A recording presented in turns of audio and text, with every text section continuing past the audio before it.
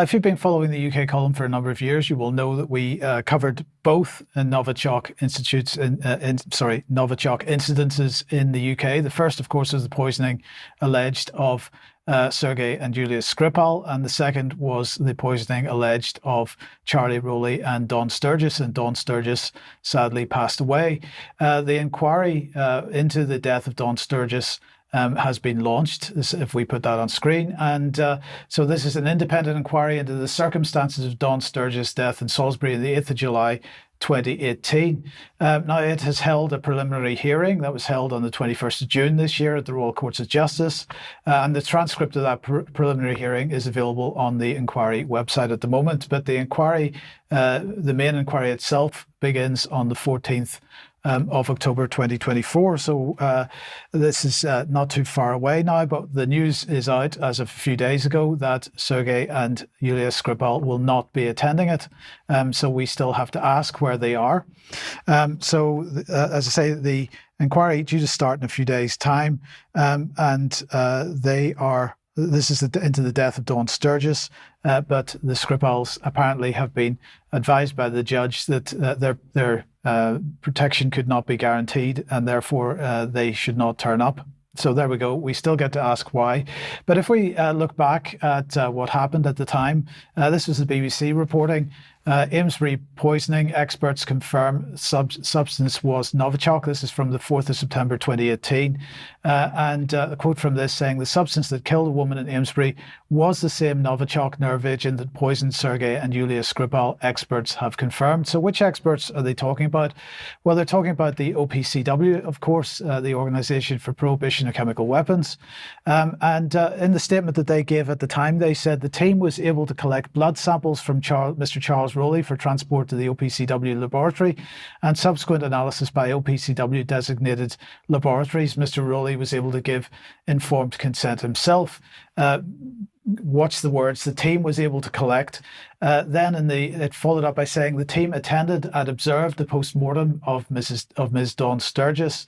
The team was able to collect a number of biomedical samples, mainly tissue samples, for transport to the OPCW laboratory and subsequent analysis by OPCW designated laboratories.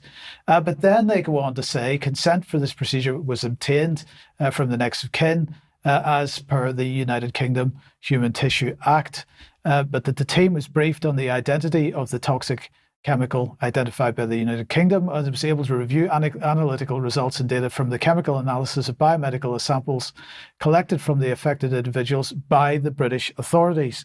So we initially have them saying that the team collected these, but actually it was the British authorities that collected the samples and then handed them over to the team. And my question then would be, was there an opportunity for a bit of bait and switch going on? So we put that back up again. They concluded by saying the results of the analysis of this environmental sample conducted by OPCW designated laboratories show that the sample consists of the toxic chemical at a concentration of 97 to 98%. The sample is there considered a neat agent of high purity. The OPCW designated laboratories also identified a number of impurities constituting the remaining 2 to 3% of the sample. We need to remember that this is the same OPCW that still has questions to answer over the OPCW-Douma deception. And I would just refer everybody to the articles on the UK column website on this. And I'd just like to mention in passing, by the way, that Piers Robinson's most recent article on this has been chosen by NewsGuard in their most recent annual communication with us as being one which they highlight as being full of misinformation and disinformation. We'll talk more about that in the future. But in the meantime, go and have a look at Piers' coverage of this, because this is extremely important. Now, at the time, or the UN permanent representative to the OPCW, Joanna Roper, said this week also marks the 6th anniversary of the Novichok nerve agent. Sorry, this was in March, I think, this year. 5 people were injured and Dawn Sturgess, poisoned in nearby Amesbury, tragically died. Only the Russian state had the technical means, operational experience and motive to carry out the attack. We would just remind everybody to go back and have a look at Alex Thompson's article, Skripal, a Russian web or a Rusi web. where he makes the point that the Russians were not the only people with the capability to do this. If it was genuinely a Novichok attack, which I would very much argue that it wasn't, HM government has a dedicated facility, DSTL, headquartered at Portendown in Wiltshire, 7 or 8 miles from the scene of the discovery of the Skripals. And if anybody's in any doubt about the veracity of the whole Skripal story, again, remind everybody to have a look at this article, The Day of the Skripal by Tim Norman, where he has created a timeline of all the official narrative stories, all the mainstream press stories as they happened. And when you read this and you get to the end of it, and it is a long article, but it is worth the effort, when you get to the end of it, you will discover the major anomalies and strangeness of this whole case.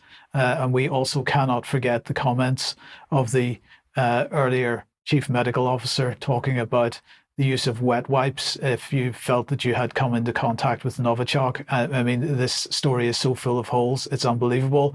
And any chance that that Dawn Sturgess' family have of getting to the truth are effectively gone by the fact that the Skripals themselves will not be attending this inquiry. So we'll keep you posted on this as it goes. We got to leave it there for today. We will be back in a few minutes for some extra. We'll have Wilsey from Resistance GB joining us for that as well. Please join us if you're a UK column member. And otherwise, we will see you on Friday, 1 p.m. as usual. Bye-bye. Bye-bye.